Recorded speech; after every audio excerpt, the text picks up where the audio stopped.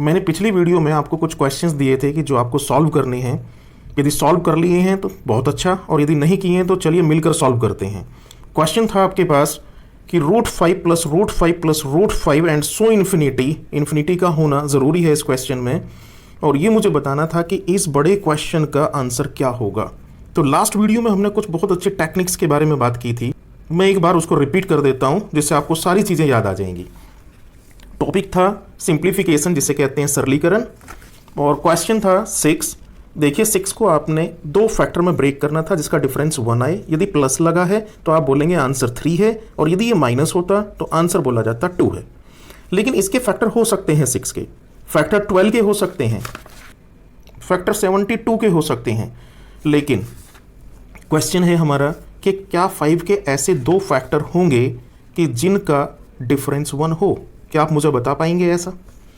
Check करिए ज़रा। मैं 5 को यदि लिखता हूँ 1 इंटू 5 या 5 इंटू 1, क्या इनका डिफरेंस 1 होगा? नहीं होगा। तो अब इस तरह के क्वेश्चन को कैसे सॉल्व किया जाए? क्वेश्चन के अंदर प्लस गिवन है। गिवन वैल्यू यदि हमें 2 फैक्टर ऐसे नहीं दे पाती है जिसका डिफरेंस 1 हो, तो हम प्लस साइन देखते हैं और 5 से नेक्स्ट वाली जो वैल्यू होगी हम उसके फैक्टर देखते हैं। तो 5 ने हमें फैक्टर नहीं दिए तो 6 को चेक करते हैं, और 6 ऐसे 2 फैक्टर देगा, 2 ऐसे गुणनखंड जिनका डिफरेंस होगा 1।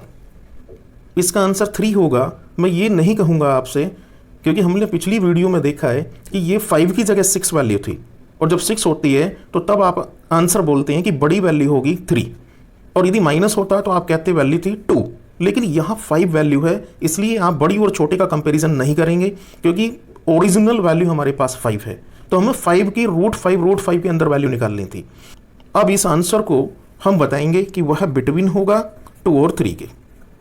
ये ऑप्शन यदि आपको कोई 4 ऑप्शन गिवन है और कहीं लिखा आता है कि 2 और 3 के बीच में उसकी वैल्यू होगी, तो आप उसको राइट कर देंगे, बिटवीन 2 एंड 3। मैं रिपीट करता हूं अपनी बात। यदि यहाँ 6 होता, 12 होता, तो हम देखते हैं कि जो बड़ी वैल्यू है प्लस है तो बड़ी वैल्यू आंसर, माइनस है तो छोटी वैल्यू आंसर। लेकिन यहाँ 5 है, और 5 का ये फैक्टर 5 अपना फैक्टर नहीं दे पाया कि जिनका डिफरेंस 1 आए, इसलिए हमने क्या लिया है 3 और 2, और 3 और 2 से जो इस पूरे क्वेश्चन का आंसर आएगा वह 3 और 2 के बीच लाई करेगा। तो ये ऑप्शन करेक्ट हुआ। मैं एक सिंपल एग्जांपल से आपको अपनी बात समझाना चाहता हूँ। सपोज करिए कि मुझे ये क्वेश्चन गिवन है, मैं टाइप फर्स्ट पे बात कर रहा हूँ आपसे, सेकंड में माइनस लगाऊंगा तो उसे मैं सेकंड टाइप बोल दूंगा। क्वेश्चन गिवन, और क्वेश्चन के ऑप्शन आपको गिवन है 5, 3, 2, और डी ऑप्शन गिवन है आपको बिटवीन 2 एंड 3। क्वेश्चन को आपने देखा तो आपका आया था आंसर बिटवीन 2 एंड 3। आप ऑप्शन डी को राइट करेंगे। लेकिन क्या पता डी ऑप्शन में ना हो, और डी ऑप्शन की जगह आपके पास लिखा हो 1 प्लस √21/2। ये एग्जैक्ट आंसर, अब ये बिटवीन सिचुएशन नहीं है इसकी। अब आंसर गिवन है आपको, ये करेक्ट और एग्जैक्ट आंसर है इसका। अब मैं ऑप्शन में इसको आंसर बताऊंगा कि मेरा 2 और 3 बिटवीन नहीं है। अब आंसर है 1 प्लस √21/2। ये कैसे आया? यदि आप ये ऑप्शन आपको गिवन नहीं है तो फिर आप एग्जैक्ट आंसर निकालते हैं, और एग्जैक्ट आंसर कैसे निकलता है उसका एक टेक्निक हम समझ लेते हैं। ये फॉर्मूला होता है इन तीनों क्वेश्चन से, जितने भी 3 क्वेश्चन हैं और अगले फिर मैं 3 क्वेश्चन पे बात करूं, तो आप डायरेक्ट उसका फॉर्मूले में उसको डाल सकते हैं 1 प्लस √4a + 1/2। यदि प्लस साइन है तो आप यहाँ प्लस लेंगे, ये वैल्यू प्लस रहेगी, और यदि यहाँ माइनस आता, माइनस माइनस माइनस माइनस, तो आप इसके आगे माइनस लिखते। वैल्यू रखिए इसकी 1 प्लस √4 इंटू ए की वैल्यू 5 है, 5 + 1/2, 1 प्लस 4 5 20 और 1 √21/2। ये ऑप्शन आपके पास डी था। ये तब उस केस में आपको मिलेगा यदि आपको बिटवीन 2 और 3 नहीं दिया है, तो फिर आपको ये आंसर दिया जाएगा, तो आप उसका आंसर राइट कर देंगे। और यदि आप चेक करना चाहते हैं क्या ये बात सही है 2 और 3 के बीच आएगा, आपसे चेक करने के लिए वो नहीं पूछेगा, लेकिन आप फिर भी अपने पार्ट पे से चेक करिए। 1 प्लस √21 की वैल्यू 4.6/2, मैं 1 ऐड कर देता हूँ इधर, 5.6/2 कैंसिल कर दीजिए। और जब आप इसको कैंसिल करेंगे तो 2 2 जा 4 और 0.8।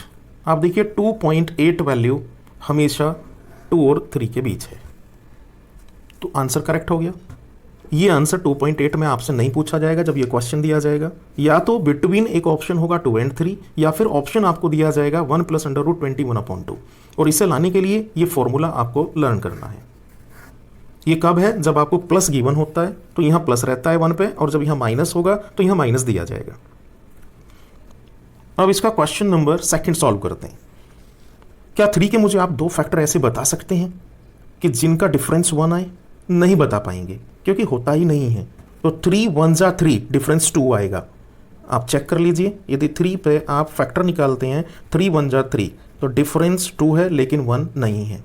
तो प्लस लगा हुआ है तो आप नेक्स्ट आने वाली वैल्यू को चेक करते हैं। तो 3 के बाद कौन है? 4 भी नहीं दे पाएगा, 5 नहीं दे पाएगा 2 फैक्टर। चेक करते हैं 6 देगा। ये देखिए 3 × 2 6 आएगा और इसका जो डिफरेंस होगा वो 1 होगा। तो इसका मतलब √3 का इस पूरे क्वेश्चन का भी आंसर जो होगा वो बिटवीन आएगा 2 और 3। तो ऑप्शन मेरे पास फिर वही रहा, डी ऑप्शन है। और यदि ये आंसर नहीं है उसमें आपके ऑप्शन में तो आप फॉर्मूले में रख के चेक करेंगे। तो फिर आंसर आपके पास क्या होगा? 1 + √13/2। कैसे? 3 वैल्यू रखिए, यहाँ 3 रखते हैं, 3 4 जा 12 और 1 13। 13 स्क्वायर रूट के अंदर +1 बाहर है, /2। फिर ये ऑप्शन आपको गिवन होगा। तो दोनों में से कोई एक ऑप्शन जरूर मिलेगा, उसी को आप सेलेक्ट कर लेंगे। नेक्स्ट देखते हैं, क्या 11 के ऐसे 2 फैक्टर हैं जिसका डिफरेंस 1 होगा? नहीं है। तो 11 से आगे की वैल्यू फिर क्या होगी? 12। 2 फैक्टर हैं 4 और 3, तो डिफरेंस 1 आया। लेकिन मैं ये नहीं कहूंगा कि यहाँ प्लस है तो आंसर 4 होगा। क्वेश्चन में 11 है, इसलिए मैं इसको कहूंगा कि इसका जो आंसर आएगा वह 3 और 4 के बीच होगा। तो बिटवीन 3 और 4। नेक्स्ट चेक करते हैं। मैं एक क्वेश्चन आपके पास रखता हूं, आप मुझे इसका आंसर बताइए। वीडियो को बंद करिए और सॉल्व करिए। चलिए अब सॉल्व करते हैं। क्या 1 के 2 ऐसे फैक्टर होंगे कि जिनका डिफरेंस 1 आए? 1 के 2 ऐसे फैक्टर पॉसिबल नहीं है। तो प्लस लगा है, नेक्स्ट वैल्यू क्या होगी? 1 के बाद वाली 2 पॉसिबल है, यस। 2 1 जा 2 और डिफरेंस चेक करें इसका तो 1 आएगा। लेकिन मैं फिर कहूंगा प्लस है तो मैं 2 आंसर नहीं कहूंगा, बड़ा है, क्योंकि वह कहाँ आता है? जब वो नंबर उन स्क्वायर रूट्स के अंदर होता है। लेकिन ये 1 ने नहीं दिए 2 फैक्टर, उससे अगली वैल्यू ने दिए हैं, तो इसका आंसर होगा बिटवीन 1 और 2। बिटवीन 1 और 2। और एग्जैक्ट आंसर निकालना है तो आप फॉर्मूले में रख दीजिए। मैंने आपसे बताया था अभी 1 + √4a + 1/2। वैल्यू माइनस है आपके पास अब की बार। तो अब क्या होगा? क्या 1 फैक्टर देगा 2 ऐसे जिनका डिफरेंस 1 हो? नहीं देगा। तो माइनस लगा है इसमें, और जब माइनस लगा होता है तो हम 1 के पीछे की वैल्यू पे बात करते हैं, वो होगी 0। क्या 0 फैक्टर देगा ऐसा? बिल्कुल देगा। 1 और 0, इन दोनों का डिफरेंस कितना आया? 1, क्योंकि 1 0 इंटू में करोगे तो 0 आएगा। तो डिफरेंस 1 है, तो इस पूरे क्वेश्चन का आंसर बिटवीन 0 to 1 होगा। तो बिटवीन 0 to 1 ये इसका आंसर है। 4 को चेक कर लीजिए, क्या 4 के 2 ऐसे फैक्टर आएंगे? क्या पॉसिबल हैं 4 के 2 फैक्टर? 4 ऐसे कोई 2 फैक्टर देगा? नहीं। 5 नहीं देगा। 6 यस। 3 और 2 डिफरेंस इज 1। इसका आंसर होगा बिटवीन 2 और 3। 2 और 3 आप फॉर्मूले से चेक कर सकते हैं। अच्छा, अभी तो ये क्वेश्चन प्लस में है, यदि ये माइनस में होता तब कैसे करते? और जब ऑल्टरनेट होता 1 + 1 माइनस, तब कैसे सॉल्व करते? तो नेक्स्ट में देखते हैं इसको। अभी हमने क्वेश्चन करा था वहाँ प्लस प्लस प्लस था, अब यहाँ माइनस माइनस माइनस है। तो क्या फिर वही चेक करेंगे, क्या 4 हमें ऐसी वैल्यू देगा जिसके 2 फैक्टर 2 गुणनखंड हों? नहीं दे पाएगा। 4 नहीं देगा। 5 से भी नहीं आएगा। तो क्या मुझे 5 की तरफ जाना पड़ेगा? नहीं। बस इस पॉइंट को माइंड में सेट कर लीजिए, बहुत इंपॉर्टेंट पॉइंट है कि जब प्लस होता है तब आप 4 से नेक्स्ट वैल्यू लेते हैं, 4 की नेक्स्ट वैल्यू। लेकिन जब माइनस होता है तो आप उसके पीछे वाली वैल्यू लेते हैं। तो मुझे ये वैल्यू नहीं लेनी है, मैं वैल्यू लूंगा 3। क्या 3 दे पाएगा 2 फैक्टर ऐसे? नहीं। क्या 2 दे पाएगा? यस। 2 और 1, और उसका डिफरेंस होगा 1। इस क्वेश्चन का आंसर होगा बिटवीन 1 and 2। और यदि एग्जैक्ट निकालना है तो आप फॉर्मूले में रखिएगा। फॉर्मूला है -1 प्लस √4a + 1/2। जब इसको सिंप्लीफाई करेंगे जैसे मैंने फर्स्ट पेज पे किया है तो 1 और 2 के बीच उसकी वैल्यू आएगी। ये क्वेश्चन कुछ अलग है। पहला हमने किया था उसमें प्लस प्लस प्लस था, दूसरे में माइनस माइनस माइनस, लेकिन यहाँ ऑल्टरनेट साइन है। और जब ऑल्टरनेट साइन का क्वेश्चन आता है तो उसका मेथड, उसकी टेक्निक, उसकी ट्रिक डिफर हो जाती है औरों से।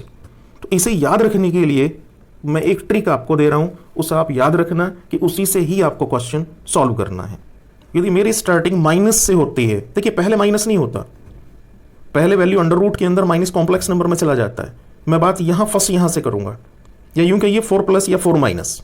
तो पहली वैल्यू यदि आपकी प्लस से स्टार्ट होती है और या फिर माइनस से स्टार्ट होती है और फिर ऑल्टरनेट चेंज होते हैं, तो उसके लिए आप फॉर्मूला लर्न कर लीजिए कि यदि प्लस आता है तो आप लिखेंगे, ये प्लस के लिए है, x = 1 + √4n - 3/2। ये देखिए यहाँ माइनस का 3 हुआ है।